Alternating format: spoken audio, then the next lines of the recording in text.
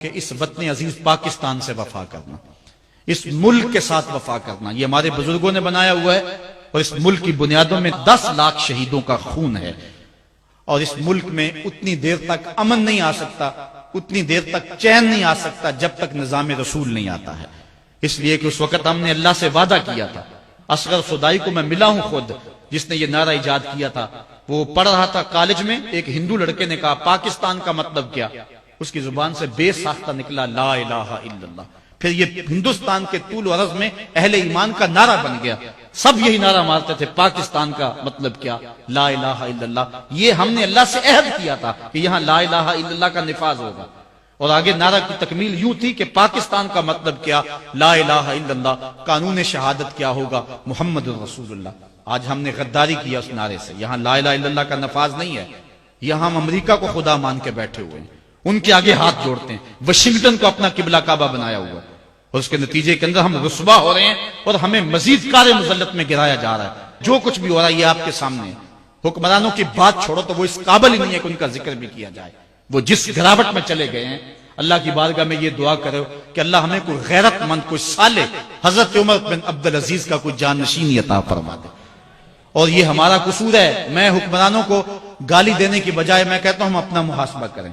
کسی نے حجاج بن یوسف سے کہا تھا کہ تو نے حضرت عمر کا دور خلافت دیکھا ہوا ہے، ان جیسا انداز حکمرانی کیوں اختیار نہیں کرتا؟ تو اس نے 2 لفظی جواب دیا، تبازروا اتعمر لکم، کہا تم ابو ذر بن جاؤ میں عمر بن جاتا ہوں۔ اگر ہم ٹھیک نہیں ہوں گے تو پھر اوپر رحمتوں کے سائے نہیں ہوں گے، اور ہم کیا ہیں؟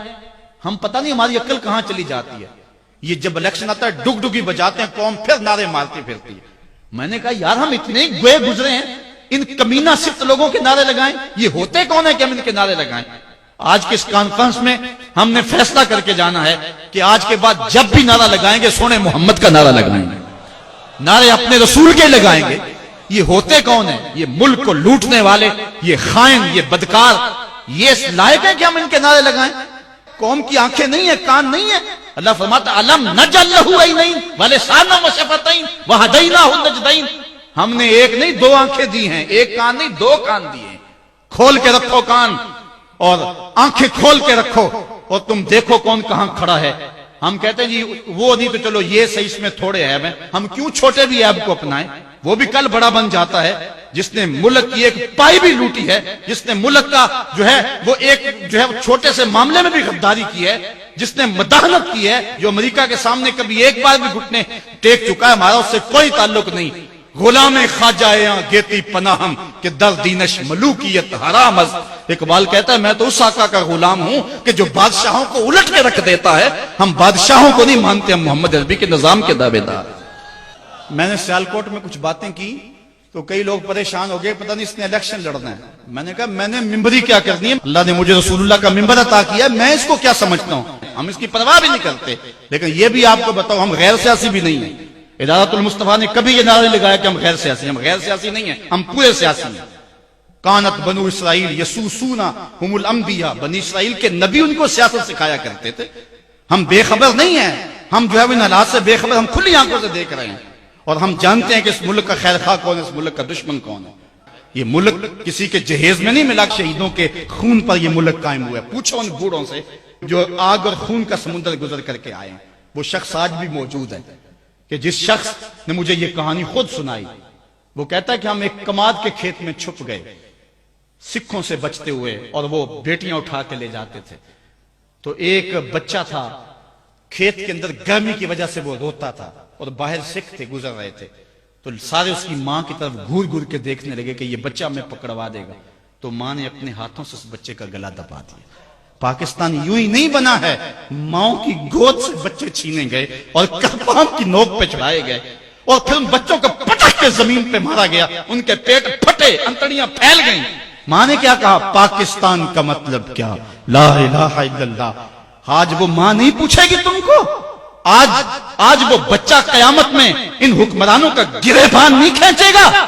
وہ عورتیں جنہوں نے کنویں میں چھلانگے لگا لگا کے اپنی آبرو بچائی تھی، اور وہ عورتیں جن کی چھاتیاں کاٹ دی گئی تھی، اور وہ عورتیں جن کے بھائیوں کے سامنے ان کی آبرو ریزی کی گئی تھی، اور وہ بھائی جن کے ہاتھ باندھ دیے گئے ان کے سامنے ان کی جو ہے وہ بہن کی آبرو ریزی کی گئی تھی۔ آج کیا حکمران سمجھتے یہ قوم بدھو ہے؟ اگر قوم بدھو بھی ہے تو وہ شہید تم سے انتقام لیں گے. اللہ کا کوڑا برسنے والا ہے تمہارے اوپر. یہ ملک حضور کے نام پہ حاصل کیا گیا تھا, حضور کے لا الہ الا اللہ پہ حاصل کیا گیا تھا. اس ملک کے اندر جو ہے وہ ہم لا الہ الا اللہ کا نفاذ کریں گے. دعا کرو اللہ میرے وطن کی خیر فرمائے. ہم امیدوں کے چراغ کو بجھنے نہیں دیتے, پاکستان مٹنے کے لیے نہیں. میں نے اس دن سیالکوٹ بھی کہا تھا کہ لوگوں نے تو بیرون ملک بنگلے خرید رکھے ہیں اور سویس بینکوں میں انہوں نے کروڑوں اربوں ڈالر جمع کروائے ہیں. وہ پاکستان کے مستقبل سے مطمئن نہیں ہیں. پتہ نہیں پاکستان کب کچھ ہو جائے, ہم اڑ کے وہاں چلے جائیں گے. لیکن میں کہتا ہوں کہ تمہارا تو جینا مرنا اس وطن کے لیے ہے. تم نے تو رہنا ہی اس ملک میں ہے, تم نے تو آخری سانس تک اس ملک سے وفا کرنی ہے. اس لیے ہم نے چراغ امید کو کبھی بجھنے نہیں دینا, اور اس پاکستان کے لیے جو ہم کر سکے وہ ہم نے کرنا ہے. ہمارے لیے سب سے پہلا کام اب کرنے کا کیا ہے؟ ہمارے لیے پہلا کام یہ ہے کہ ہم اللہ کے حضور توبہ کریں. جب کوئی قوم توبہ کرتی ہے اللہ سارے گناہ معاف کر دیتا ہے. یہ جو حالات ہمارے اوپر بنے ہوئے ہیں, امن ختم, وہ بھی حضرت بتا رہے تھے, بجلی ختم, ٹوٹی کھولو تو پانی نہیں, بٹن دباؤ تو جو ہے وہ بجلی نہیں ہے, عجیب صورتحال, نہ گیس ہے, کچھ بھی نہیں ہے. ہم عجیب زندگی گزار رہے ہیں. آج اگر ایک بندہ گھر سے باہر نکلتا ہے تو خیریت سے واپس آ جائے تو 100 بار شکر ادا کرتا ہے. کیا پاکستان کے یہ حالات آپ کے سامنے نہیں, یہ اللہ کا قہر اور غضب نہیں ہے؟ آج اگر ہم سچی توبہ کر لیں تو اللہ پچھلے سارے گناہ معاف کر دے گا اور قوم کو نیا بانکپن اور نئی زندگی عطا فرمائے گا. آؤ آج کی اس مجلس میں ہم اللہ کے راستے میں سچی توبہ کر کے نکلیں اور عزم کریں, مالک جو زندگی گزر گئی, باقی جیئیں گے مریں گے تو تیرے لیے. ہماری زندگی کا ایک ایک سانس تیرے لیے وقف رہے گا. دائیں بائیں سے الجھے نہ, چھوٹی چھوٹی باتوں کی پرواہ نہ کریں, اپنی صلاحیتوں کو ضائع نہ کریں. تمہاری جوانیاں, تمہارے بڑھاپے, تمہارا علم, تمہاری صلاحیتیں, تمہارے شب و روز کسی اور کام کے لیے. تم نے نبی کے دین کا جھنڈا اٹھا کے چلنا ہے. یہ پیری مریدی کی تحریک بھی نہیں ہے, یہ دعوت المصطفیٰ. اگرچہ لوگ ہمارے ساتھ وابستہ ہیں لیکن ہمارا مقصد یہ نہیں ہے. میری زندگی کا مقصد تیرے دین کی سرفرازی. میں اسی لیے مسلمان, میں اسی لیے نمازی. میرے ساتھ تعلق رکھنے والوں, محبت کا ربط اور رشتہ رکھنے والوں, اپنی منزل کو سمجھو اور آگے بڑھتے چلے جاؤ, اور راستے میں آنے والی ٹھوکروں سے جو ہے وہ گریز کر کے گزر جاؤ. مت اپنے وقت کو ضائع کرو. ہمارے پاس بڑا تھوڑا وقت ہے.